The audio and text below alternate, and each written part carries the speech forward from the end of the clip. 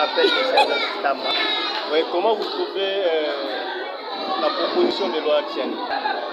Déjà d'emblée, je voudrais vous dire très sincère merci pour avoir pensé à moi dans ce moment bien précis.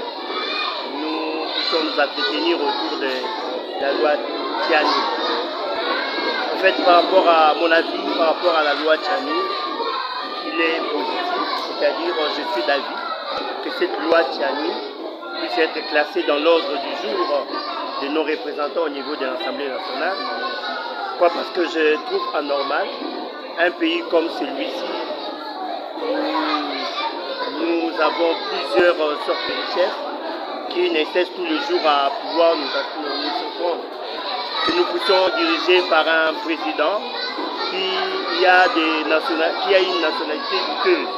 Quand je dis douteuse, c'est-à-dire une nationalité que l'on ne sait pas si c'est une nationalité congolaise, ivoirienne, portugaise, etc. Donc il est vraiment de notre responsabilité que nous puissions appuyer ces messieurs pour que cette loi passe. Il faudra que celui qui devra être à la tête de la République démocratique du Congo soit un Congolais d'origine de père et de mère. Que pensez-vous de nos politiciens là qui sont gênés à cette proposition? Bon, je suis très éclairé de voir un politicien congolais de père et de mère et être agité par rapport à cette loi. Oui, parce que donc, si vous êtes agité, c'est que vous n'êtes pas congolais de père et de mère. Parce que je ne trouve pas ça anormal. Je trouve normal qu'il y ait au sommet de l'État ou des institutions les plus importantes de la République, qu'il y ait un Congolais de père et de mère.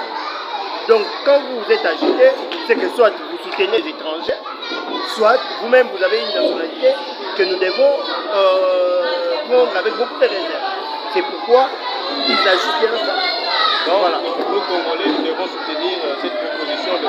Je suis en train ici d'inviter tous les Congolais de soutenir la proposition de cette loi Tiani, où au sommet de l'État ou des institutions les plus importantes de la République, nous devons avoir des Congolais ici d'une union des pères congolais et des mères congolaises. Merci beaucoup, M. Adolphe. Je vous en prie, messieurs. De nous avoir répondu à notre question du jour.